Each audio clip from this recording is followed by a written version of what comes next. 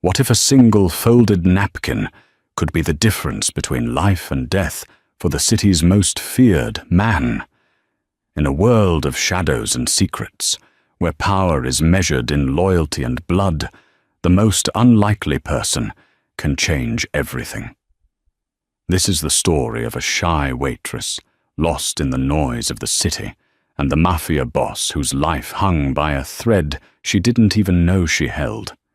It wasn't a glance, a touch, or a shared word that connected them. It was a hastily scribbled note, a silent warning that would ignite a firestorm of passion, betrayal, and danger, proving that sometimes the quietest voice is the one that echoes the loudest.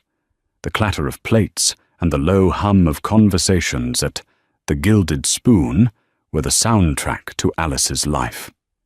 It was a high-end diner that pretended to be more than it was, with leatherette booths and brass railings that were always a little sticky. For Alice, it was a purgatory of lukewarm coffee and meager tips, a place to be invisible while she paid off the student loans for a degree she'd never had the chance to use. She was a ghost in her own life, moving between tables with a practiced quietness, her eyes perpetually downcast, her light brown hair always pulled back in a severe, functional bun. Tonight, the air was different. It was thick with an unspoken tension, a static charge that made the hairs on her arms stand up. It arrived in the form of a man who didn't walk into the diner so much as consume it. He moved with a liquid grace that was utterly at odds with his formidable presence. He was tall, dressed in a tailored Brioni suit, the color of a midnight sky, his dark hair impeccably styled, and his face a study in severe, handsome lines. But it was his eyes that held the room hostage, dark, intelligent, and utterly devoid of warmth. They missed nothing. He sat in the back booth, the one usually reserved for tourists or teenagers on an awkward date. His two companions, mountains of men in their own right, stood sentinel near the entrance, their gazes sweeping the room with a professional paranoia. The usual diner chatter faltered, conversations dying in throats as patrons felt the shift in atmosphere. This was Alessandro De Luca. Alice knew the name. Everyone in the city knew the name, spoken in whispers. They called him the Ghost, because his enemies had a habit of disappearing, and he himself was rarely seen. He was the head of the De Luca crime family, a man who commanded an empire built on secrets and fear. And he was sitting in her section. Her heart hammered against her ribs. Her manager, a weaselly man named Frank, scurried over, his face pale. "Alice, table 12. Just take his order. Don't stare, don't speak unless spoken to, and for God's sake, don't spill anything." Taking a shaky breath, Alice grabbed her notepad. As she approached the table, it felt like walking into a vacuum. The ambient noise of the diner seemed to recede, leaving only the sound of her own frantic pulse. "Good evening, sir. May I get you something to drink?" Her voice was a mouse's squeak. Alessandro De Luca didn't look at her. His eyes were fixed on the street outside the large plate-glass window, his expression unreadable. After a long moment, he spoke, his voice a low, gravelly baritone that seemed to vibrate in the air. "Macchiato, double shot, no sugar. Of course." She practically fled. Behind the counter, her hands trembled as she prepared the coffee. That's when she heard it. Two men had entered the kitchen through the back service entrance, bypassing the main dining room. They were talking to one of the dishwashers, a jittery kid named Leo. They were speaking in a Sicilian dialect Alice hadn't heard in years, not since her grandmother was alive. Her nonna had insisted she learn it, calling it the language of secrets. "Is he here?" The first man, burly and florid-faced, asked Leo in the dialect. Leo nodded, not making eye contact. "The back booth, like you said." "Good boy." The second man, leaner and with a cruel slash of a mouth, said, pressing a few bills into Leo's hand, "The powder is colorless, tasteless. Our man at the bar, the one in the grey suit, he'll create a distraction. You just make sure this one," he gestured vaguely towards the front, "delivers the cup." He clearly meant her. His plan was to intercept her on the way to the table. A cold dread, sharp and absolute, pierced through Alice's fear. They were going to poison Alessandro De Luca, and they were going to use her to do it. Her mind raced. She couldn't scream. She couldn't run to the police. Who would believe a waitress against these men? They would kill her without a second thought. And De Luca, he was a monster, a criminal, but no one deserved to be executed in a diner over coffee. Her eyes darted around. She saw the notepad in her hand, the pen clipped to her apron. An idea, insane and terrifying, sparked in her mind. She finished the macchiato, her movement stiff. As she placed it on the saucer, she tore a small corner from her notepad. Her hand shaking so violently she could barely form the letters, she scribbled 4 words. Grey suit. Poison. Leave. She folded the tiny piece of paper into a minuscule square and palmed it. Her heart was a wild bird trapped in her chest. The 2 men were now lurking near the kitchen's exit, waiting for her to pass. The man in the grey suit was at the bar, as they'd said, nursing a whiskey and watching De Luca's reflection in the mirror behind the bottles. She had to bypass the assassins. She took the long way around, circling the counter under the pretense of grabbing extra napkins. Her path now took her past the edge of De Luca's booth from the other side. As she approached, she kept her eyes down. Time seemed to slow. She could feel the stares of the 2 men by the kitchen, the burn of the grey-suited man's gaze. Alessandro De Luca was still looking out the window, a statue of deadly stillness. With a movement so subtle she wasn't sure she'd even done it, she let her hand brush the edge of the table as she passed. She didn't place the note. She didn't drop it. She simply relaxed her fingers, letting the tiny folded square slip from her damp palm and land silently on the dark leather of the booth, right beside his hand.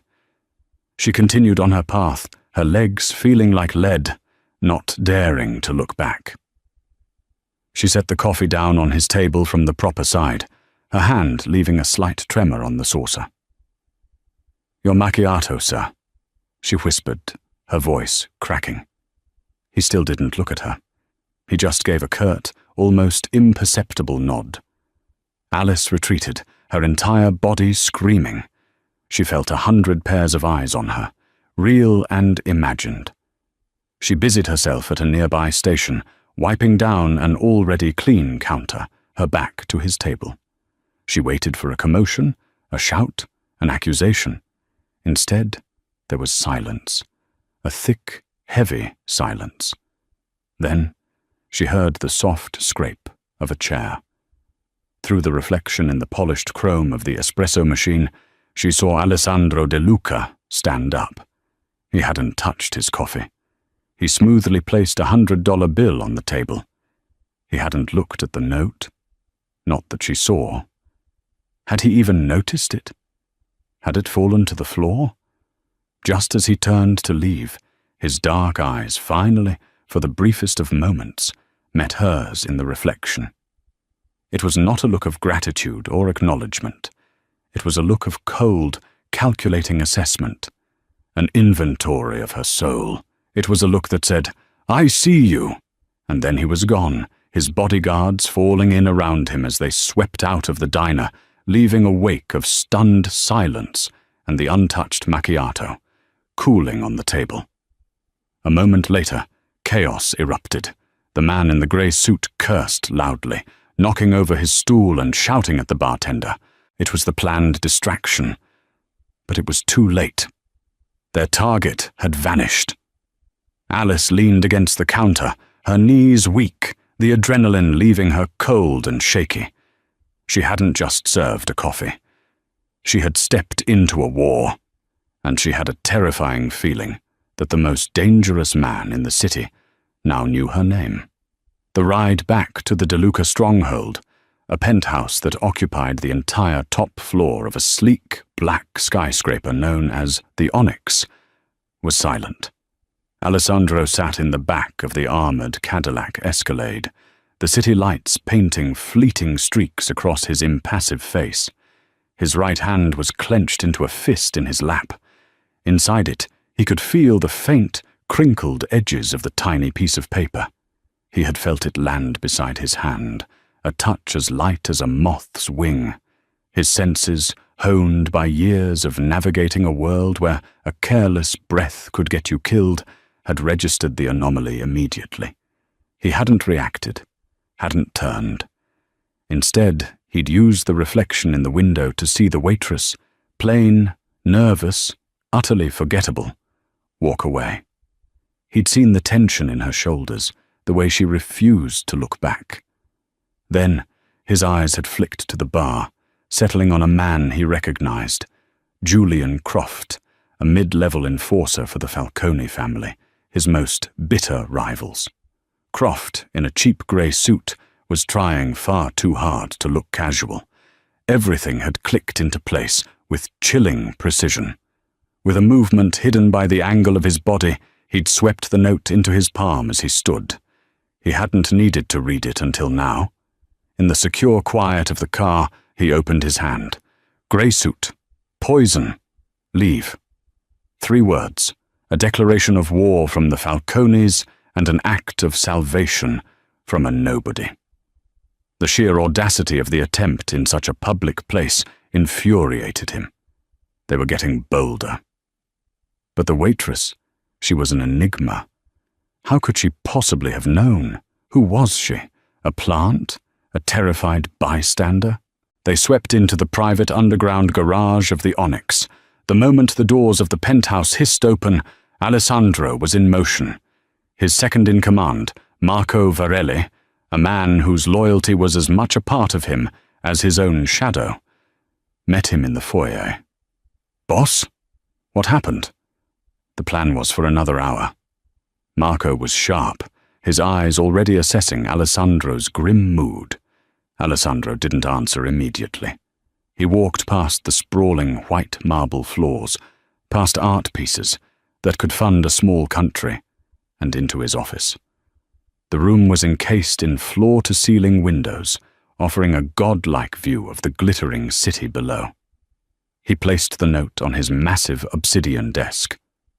"The Falcones made a move," Alessandro said, his voice dangerously soft. "At the diner. Poison."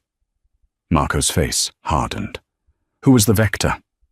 "They tried to use the waitress." He watched Marco for any flicker of recognition, but there was none. "She warned me." He pushed the note across the desk. Marco picked it up, his brow furrowing as he read the shaky handwriting. How in God's name did a waitress know about a hit from the Falcones? "That is the question of the hour," Alessandro said, turning to look out at the city. It was his kingdom, and a snake had just tried to bite him in his own court. "I want to know everything about her. Her name, her address, her family, her favorite color, every debt she has, every secret she keeps. I want to know who she breathes the same air as. I want her history from the day she was born. Do it quietly. No one can know we're looking. The Falcones will be searching for the leak. I want to find her before they do." "And the traitor in the diner? The dishwasher?" Marco asked. "Find him too. Bring him here. I want to have a conversation with him about his poor life choices." Alessandro's tone left no room for doubt about the conversation's finality. "Consider it done," Marco said, pocketing the note. "I'll start with the diner's employee records." He paused at the door. "What do you want to do with her when we find her?" Alessandro was silent for a long moment. He was a man who dealt in absolutes, in assets and liabilities. The girl was a dangerous loose end, Standard procedure dictated that she disappear. But standard procedure didn't account for the spark of desperate courage it must have taken for her to pass him that note. She hadn't run screaming. She had acted with a subtlety that belied her terrified demeanor. "For now," Alessandro said, his voice a low command. "We just find her, and we protect her. She's a ghost, Marco, until I say otherwise." Meanwhile, Alice's shift ended in a blur of anxiety. She cleaned her section on autopilot, her body screaming with a primal need to flee. Every new customer who walked in sent a fresh spike of terror through her. Was it one of them? Had they come back for her? She practically ran home to her tiny, run-down apartment in a part of the city that the postcards ignored. The building smelled of damp and boiled cabbage. She locked her door, slid the chain across, and wedged a chair under the knob, her heart still pounding a frantic rhythm. She sank onto her lumpy mattress, pulling a thin blanket around her. Sleep was an impossibility. Her mind replayed the scene over and over. The glint in the assassin's eye, the shaky feel of the pen in her hand, the chilling, final look from Alessandro De Luca in the reflection of the espresso machine. She had saved a killer. A powerful, ruthless man who likely wouldn't hesitate to erase her to tie up a loose end. But the alternative, watching a man be murdered, knowing she could have stopped it, was something she couldn't live with. Her nonna had always told her, "Courage, mia cara, is not the absence of fear. It is doing what is right when you are terrified." But what if doing the right thing had just signed her own death warrant? She was trapped. The Falcones, if they ever discovered who had foiled their plan, would hunt her down. And Alessandro De Luca, he was the bigger mystery. Would he see her as an asset or a liability? A savior or a witness? The next 2 days were a blur of heightened paranoia. Every creak of the floorboards in the hall, every siren in the distance, sent her jumping. At work, she was a wreck, dropping a tray of glasses and earning a scathing lecture from Frank. The dishwasher, Leo, was gone. He just hadn't shown up for his shift. No one knew where he was. Alice knew. She felt a cold sickness in her stomach. On the third night after the incident, as she was walking home under the sickly orange glow of the streetlights, a black sedan with tinted windows pulled up silently beside her. Her blood ran cold. This was it. The back door opened. A man in an expensive suit, his face calm and professional, stepped out. It was Marco. "Alice Romano?"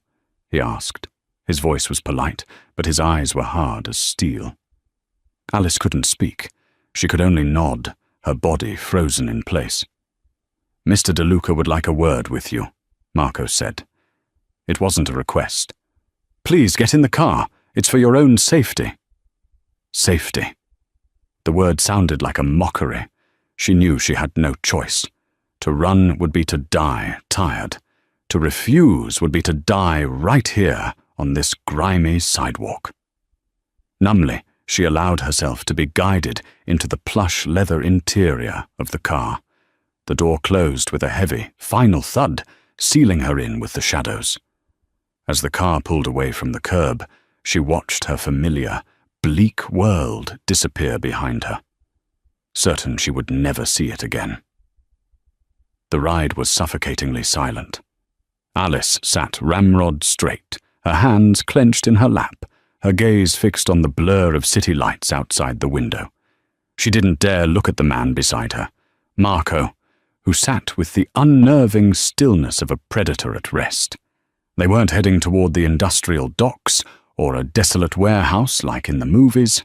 Instead, the car ascended, climbing the glittering spine of the city towards the most exclusive district, finally pulling into the hushed, fortified entrance of the Onyx. The sheer opulence of the building was dizzying. As she was led through the private elevator and directly into the penthouse, Alice felt like she had stepped into another reality. The space was vast and minimalist, a symphony of white marble, black chrome, and glass. The panoramic view of the city skyline was breathtaking, a carpet of diamonds laid at their feet. It was beautiful, but it felt cold, sterile, and utterly soulless. It was a fortress disguised as a home. Alessandro De Luca was standing by the windows, a glass of amber liquid in his hand, looking down on his kingdom. He turned as she entered, and the full force of his presence hit her again. Here, in his own environment, he seemed larger, more powerful, an elemental force of control and authority. "Leave us," he commanded Marco, his eyes never leaving Alice. Marco nodded and retreated, the sound of the elevator doors closing, echoing the finality of a prison gate. They were alone. The silence stretched, thick with unspoken questions and threats. Alice's fear was a living thing, a cold knot in her stomach, but a tiny spark of defiance flickered within it. If she was going to die, she wouldn't do it cowering. She lifted her chin and met his gaze. "Miss Romano," he began, his voice a silken rumble. He swirled the liquid in his glass. "We have a problem, you and I." "I didn't ask for any of this," she whispered, her voice surprisingly steady. "And yet, here we are," he countered, taking a slow step towards her. "You saved my life, an act for which I am grateful. However, in doing so, you have made yourself a primary target for my enemies, and a significant liability to me." He stopped a few feet from her. He was so close she could smell the faint scent of his cologne, a clean, sharp fragrance of bergamot and cedar, a stark contrast to the danger that radiated from him. "So I have one question for you, Alice Romano," he said, his eyes boring into hers. "How did you know?" This was the moment. Her answer would determine her fate. She took a breath, the truth her only possible shield.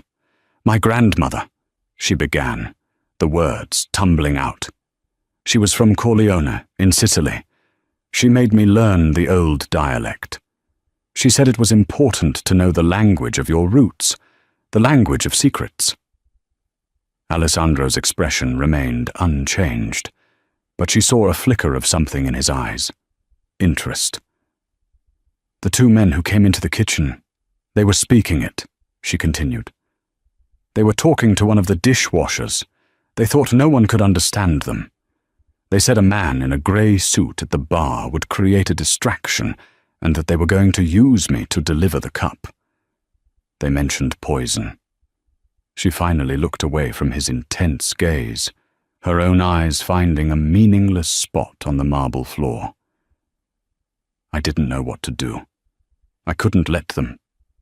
I just couldn't. The note was all I could think of." He was silent for a long time, studying her. He was a man who analyzed every angle, every possibility. Her story was improbable, yet it had the undeniable ring of truth. No one could invent such a specific, obscure detail on the fly. He had assumed a complex conspiracy, a double agent, a mole. The reality was far simpler and infinitely more complicated. A random waitress with a dead grandmother's gift. "Your grandmother was a wise woman," he said finally, his tone softening almost imperceptibly. "Your knowledge of that dialect makes you unique and very dangerous." He turned and walked back to the window. "The Falcones know their plan failed. They know there was a leak. They are currently tearing the city apart looking for the source. The dishwasher you mentioned, Leo, is dead. They got to him before we did. They tortured him. If they find you..." He let the sentence hang in the air, the implication clear and terrifying. Alice felt a wave of nausea. Poor Leo. "So what happens now?" she asked, her voice trembling. "Are you going to kill me to silence me?" Alessandro turned to face her fully, a faint, mirthless smile touching his lips. It would be the simplest solution, but it would be a waste, and I am not a man who appreciates waste. He set his glass down with a soft click. No, Miss Romano, you are not going to die. You are going to stay here, in this apartment. You will have everything you need: food, clothes, books, anything you desire. But you will not leave. You will not contact anyone from your old life. My man Marco will be your sole point of contact. To the world, Alice Romano has simply vanished. The reality of his words crashed down on her. You're keeping me prisoner. I am keeping you alive, he corrected her, his voice hard as flint. This is not a negotiation. You are in my world now. The only safety you have is the safety I provide. Think of it as a gilded cage. The cage is for your protection. The gilding is a reward for your service. Tears of frustration and fear pricked at her eyes, but she fought them back. She would not cry in front of him. For how long? For as long as it takes, he replied, his answer absolute. For as long as Isabella Falcone is a threat. He gestured to a hallway she hadn't noticed before. Marco will show you to your room. Get some rest. We will talk more tomorrow. As if summoned, Marco appeared at the entrance to the hall. Alice looked from him to Alessandro, the powerful, handsome monster who now owned her life. She was trapped, a bird in a cage of marble and glass, 30 stories above a city that no longer knew she existed. As she followed Marco down the silent, art-lined hallway, she wondered which was worse, the danger she had faced from the assassins, or the chilling, possessive protection of Alessandro De Luca. The days that followed bled into one another in a haze of luxurious confinement. The room Alice was given was larger than her entire apartment, with a king-sized bed, an ensuite bathroom of stunning black marble, and a closet that Marco had summarily filled with clothes from high-end designers she'd only ever seen in magazines. A small library off the main living area was stocked with books, and the kitchen was filled with food she could only have dreamed of. It was, as Alessandro had promised, a gilded cage. But it was a cage nonetheless. Her only human contact was Marco, who brought her meals when Alessandro was out, and a silent, stern-faced cleaning woman who came twice a week. Marco was polite, but distant, answering her questions with curt, non-committal replies. He was a wall, impossible to read, his loyalty to Alessandro absolute. Alessandro himself was an enigma. He was often gone for long stretches, sometimes for an entire day and night. When he was present, the penthouse vibrated with his energy. Alice found herself listening for the sound of the private elevator, her body tensing in a mixture of fear and a strange, unwelcome anticipation. Their conversations were stilted at first. He would find her in the library or staring out at the city from the massive windows, and he would ask her questions, not about the night at the diner, but about her, about the books she was reading, about the degree in art history she had abandoned, about her grandmother.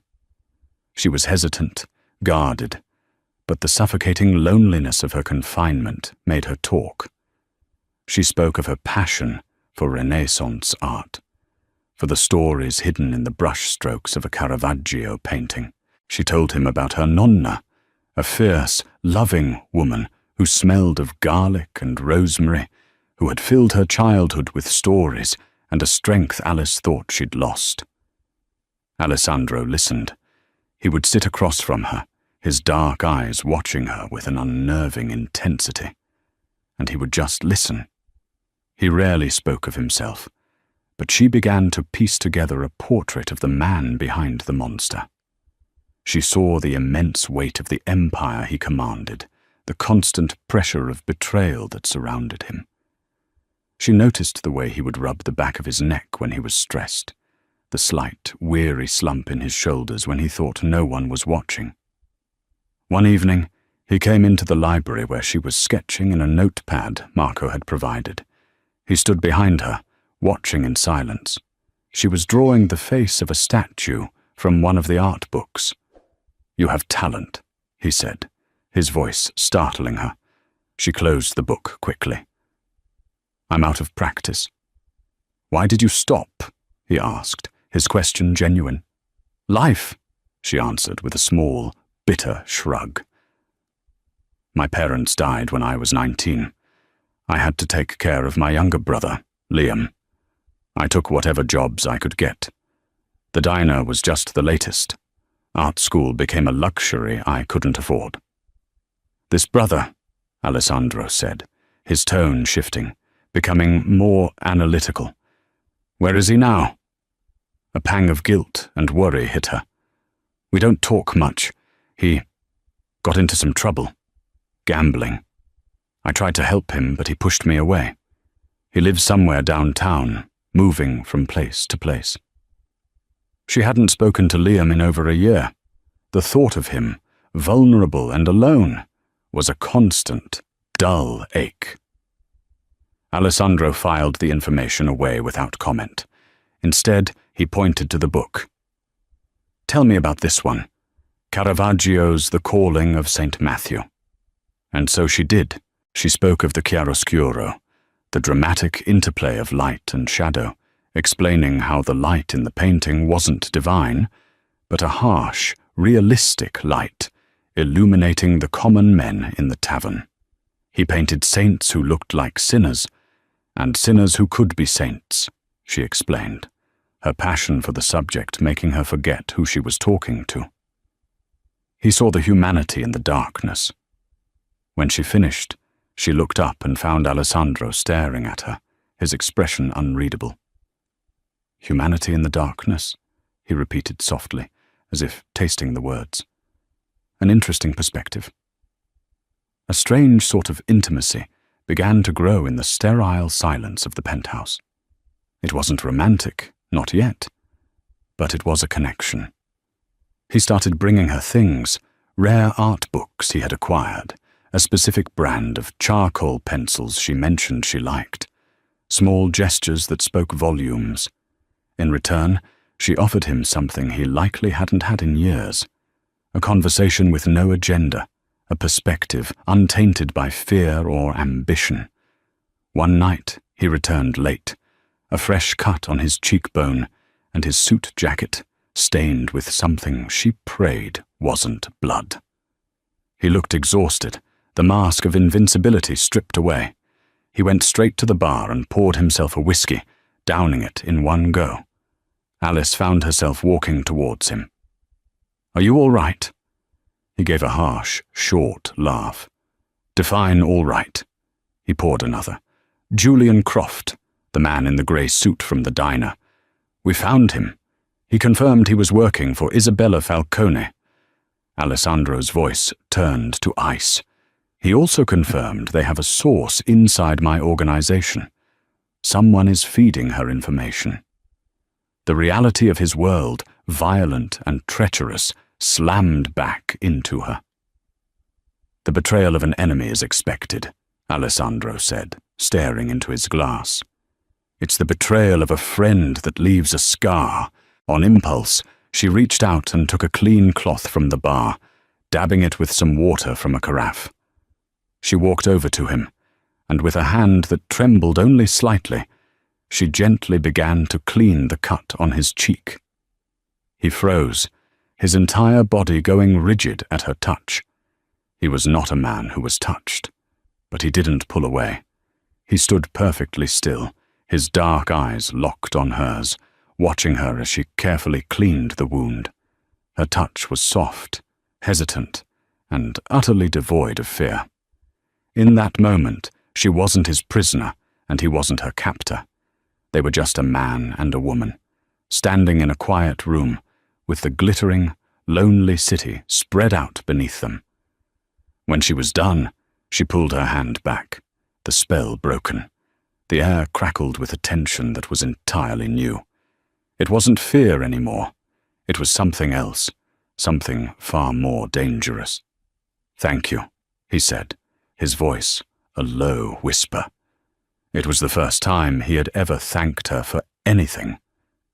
And in the gilded silence of their shared prison, Alice realized with a terrifying certainty that the cage's bars were beginning to feel less like a prison and more like a sanctuary.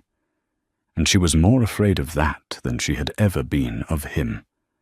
The fragile truce in the penthouse, the quiet world Alice and Alessandro were building, was destined to shatter. The outside world, with its vipers and debts, was patient, but it always collected. The first crack appeared in the form of a name: Liam Romano. Alessandro was in his office, a secure, soundproofed room that served as the nerve center of his operations. Marco stood before his desk, his face grim. "We have a problem," Marco stated, forgoing any preamble. "Isabella Falcone has found your waitress's brother." Alessandro's blood ran cold. He had Marco keep tabs on Liam, a low-level surveillance to ensure the boy didn't draw the wrong kind of attention. He was a known degenerate, bouncing between backroom poker games and loan sharks, a mess of a human being. But he was Alice's blood, her only weakness. And Isabella Falcone, a woman who collected weaknesses like trophies, had found him. How? Alessandro's voice was lethally calm. "He owes money, a lot of it, to a shark who, it turns out, is on the Falcone payroll. They let his debt spiral, then they called it in. He couldn't pay, so they offered him a deal," Marco explained, his disgust evident. He makes a phone call to his sister. He tells her he's in desperate trouble and needs to see her. He gives her a time and a place. If she shows up, his debt is cleared. It was a classic, brutal trap. Isabella wasn't just trying to get to Alice. She was trying to force Alessandro's hand, to draw him out, to prove he had a weakness. "They want to confirm she's with me," Alessandro surmised, his mind racing through scenarios. "If she, a missing person, shows up to a meeting, they'll know she's under my protection. It exposes her, and it exposes me." "What are your orders?" Marco asked. Alessandro stared at the city lights, his jaw tight. The logical, cold-hearted move was to cut the brother loose, sacrifice the pawn to protect the king and queen. Liam Romano was a liability he had never asked for. Letting the Falcones take him would send a message that Alessandro was untouchable, that he wouldn't be manipulated by sentiment. But then he thought of Alice. He pictured her face, animated and bright as she spoke of art. He remembered the soft, hesitant touch of her hand on his cheek. He thought of the deep, painful love she still held for the brother who had abandoned her. To let him be taken would be to destroy a part of her, the part that hadn't yet been hardened by the world, the part he found himself wanting to protect more than his own empire. "We don't let her know," Alessandro commanded. "Not yet. Find out the location and the time of the proposed meeting. Get my men in place. I want eyes on every rooftop, every alleyway. We are going to walk into Isabella's trap, but we are going to be the ones who spring it." The plan was risky, bordering on insane. But the alternative, seeing the light in Alice's eyes extinguish, was unthinkable. That evening, Alice sensed a change in him. The quiet companionship of the past few weeks was gone, replaced by the cold, distant mafioso she had first met. He was distracted, pacing, taking hushed, tense calls in his office. The walls were back up, higher and thicker than before. The shift hurt more than she cared to admit. 2 days later, Marco approached her. His face was a mask of professional concern. "Alice, we have a situation. Your brother Liam has been in contact. He's in serious trouble." Alice's heart stopped. "What?" What kind of trouble? Is he okay? He has a substantial gambling debt, Marco said, choosing his words carefully, sticking to the script Alessandro had given him. The people he owes money to are unforgiving. He needs $10,000 by tomorrow night, or they're going to hurt him. Oh God, she breathed, sinking into a chair. $10,000. It might as well have been 10 million. I don't have it. I have nothing. Alessandro is willing to provide the money, Marco continued. He wants to help you, but the exchange has to be handled carefully.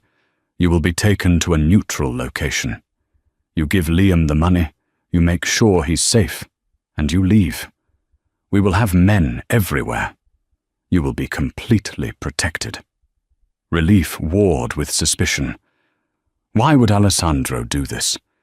It was an incredible risk, but the thought of Liam being hurt overshadowed everything else.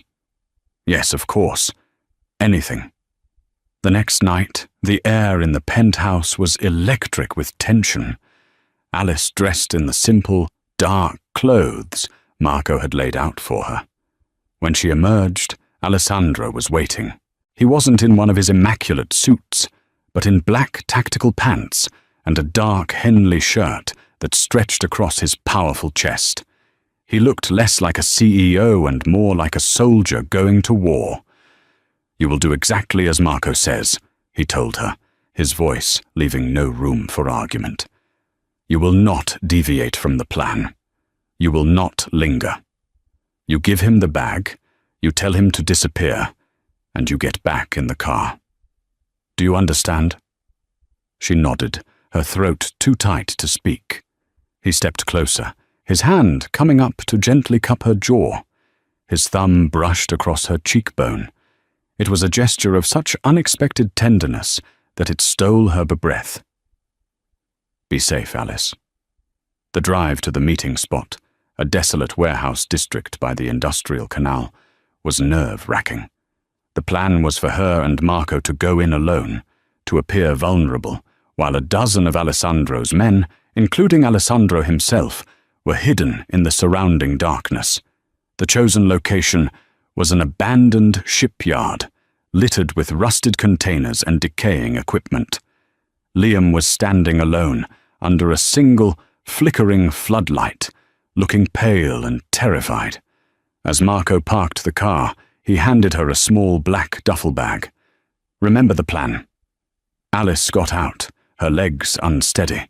The bag felt heavy in her hand. As she walked towards her brother, the memories of their shared childhood, of a time before the gambling and the lies, flooded her. "Liam!" she called out, her voice echoing in the eerie silence. He looked up, his face a mixture of shame and desperation. "Alice, I'm so sorry. I didn't know who else to call." "Here," she said, holding out the bag. "Take it. And Liam, please, you have to stop this. Get out of the city. Start over." He reached for the bag, but just as his fingers brushed against it, a voice, sharp and commanding, cut through the night. How touching.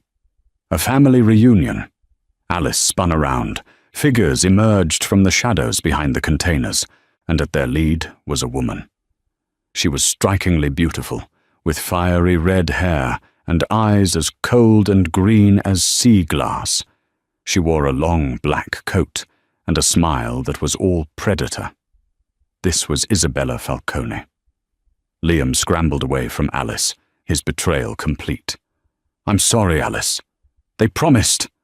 Bright floodlights suddenly blazed to life, illuminating the entire shipyard, catching them all in a blinding glare. Alice saw at least 20 armed Falcone men surrounding them. Marco, his hand on his weapon, was hopelessly outnumbered. They had walked into a trap far bigger and more complex than they had anticipated. Isabella's cold eyes weren't on Alice. They were scanning the shadows, searching. "Come now, Alessandro," she called out, her voice laced with mocking amusement. "I know you're out there. You didn't really think I'd make it this easy, did you? I have your little songbird. Come out, wherever you are, or she and your man here will be the first to die." Alice's heart plummeted. Isabella hadn't just wanted to confirm a link. She had used Liam to set an ambush, to trap not just Alice, but Alessandro himself. From the shadows atop a shipping container, a figure detached itself from the darkness. Alessandro De Luca stepped into the light, his face a mask of controlled fury. He was alone, his hands empty. "Isabella," he said, his voice a low growl that carried across the shipyard. "This is between you and me. Let her go." Isabella laughed, a sharp, unpleasant sound. "Oh, I don't think so. You see, I've finally found it. The one thing in this world you actually care about. And now," she said, gesturing to Alice, "it's mine." A Falcone soldier grabbed Alice's arm, pressing the cold barrel of a gun to her temple. The gilded cage had been broken open, only for her to be thrown into a den of wolves. And Alessandro, the monster who had become her protector, had just walked in right behind her. The air in the shipyard was thick with hatred, a palpable thing that coiled around the floodlit space. Alessandro stood exposed, a lone king on a chessboard, deliberately placing himself in check. His men were hidden, awaiting his signal. But Isabella had anticipated him, her forces outnumbering his 2-1. A firefight would be a massacre, and Alice would be the first casualty. "You've become sentimental, Alessandro," Isabella taunted, circling Alice like a shark. The great ghost De Luca, brought to heel by a little brown mouse from a diner. "I must admit, I'm disappointed." "Let her go, Isabella," Alessandro repeated, his voice dangerously low. "Your fight is with me." "Everything is my fight now," she hissed, her eyes blazing. "You took my father's territory. You bled my family dry. Tonight, the scales are balanced. You have a choice. Lay down your weapon, order your men to stand down, and walk away from your empire, or watch her die." It was an impossible choice. His empire was everything he had built, his father's legacy, the source of his power and survival. To give it up was to sign his own death warrant. But to let Alice die, the thought was a physical pain, a blade twisting in his gut. He looked at her, held captive, her eyes wide with terror, but also with a surprising strength. She wasn't crying. She was watching him, a silent plea and a statement of trust all in one. Behind him, hidden from Isabella's view, Marco was communicating silently with their men via a hidden earpiece, feeding Alessandro intel. Snipers are in position, but her personal guards are shielding her. No clean shot. Alessandro's mind worked furiously, calculating odds, running scenarios. Brute force was a losing game. He needed to change the rules. "You talk of my sentimentality," Alessandro called out, his voice steady. "But you forget my reputation, Isabella. I am not a sentimental man." "She," he said, giving a cold, dismissive glance towards Alice, "was a convenience, a source of information. Nothing more." Alice flinched as if he had struck her. The words were a physical blow, shattering the fragile bond they had built. She saw the monster again, the cold, calculating man from the first night. Was this all she was to him? A pawn? Isabella laughed. "A nice try, Alessandro, but I saw the way you looked at her when you stepped out of the shadows. I know a man's weakness when I see it." "Then you see what you want to see," he shot back. "But let's make a different deal. One worthy of us. You want my empire? You'll have to take it. But you also have a leak in your own house. The information about this meeting, it was too perfect. Your trap was too well laid." He was bluffing, sowing discord, buying time. But as he spoke, his eyes were darting around, not at Isabella's soldiers, but at his own men, the ones he could see in the periphery. And then he saw it. A slight, almost imperceptible hand signal from one of Isabella's men to a figure standing near Marco. The figure was Vincent, Marco's trusted lieutenant. In that split second, the horrifying truth crashed down on Alessandro. The mole wasn't some low-level thug. The betrayal wasn't from a stranger. It was from within his own inner circle. Vincent had been feeding Isabella information for years, orchestrating this entire confrontation. He had known Alessandro's plan, the number of men, their positions. He had led them into a perfectly designed slaughterhouse. The knowledge was a cold stone in his stomach. The man who had organized his security, who had sat in his most private meetings, was a traitor. "You're stalling," Isabella said, growing impatient. She nodded to the man holding Alice. "Perhaps a little demonstration is in order." The man cocked his gun. "No!" Alessandro yelled, taking a step forward. And in that moment of distraction, the real gambit began. It wasn't about him or Isabella. It was about Vincent. "Marco!" Alessandro's voice was a roar of command, but it held a coded urgency that only Marco would understand. "Plan B! Now!" Marco, trusting his boss implicitly, even without knowing the full picture, didn't hesitate. He drew his weapon, but he didn't fire at Isabella's men. He turned and fired 2 shots directly into the floodlight control panel beside him, plunging half the shipyard into sudden, disorienting darkness. Chaos erupted. Gunshots flashed in the blackness. Isabella's men, momentarily blinded, fired wildly. Alessandro's snipers, now with the advantage of night vision and chaos, began picking off targets. Alessandro didn't run for cover. He charged forward, a wraith in the strobing muzzle flashes, his target singular. Alice. The man holding her was disoriented. Alessandro slammed into him with the force of a freight train, driving an elbow into his throat. The man crumpled, gasping. Alessandro grabbed Alice, pulling her behind the flimsy cover of a rusted forklift. "Stay down," he ordered, his body shielding hers as bullets ricocheted off the metal around them. The betrayal, however, was not yet complete. In the confusion, Vincent saw his chance. This was not just about helping Isabella win. It was about eliminating his rivals. He raised his own pistol and aimed it squarely at Marco's back. But Marco was no fool. Alessandro's strange command, the immediate turn, had put him on high alert. He had felt Vincent's presence behind him a second too late.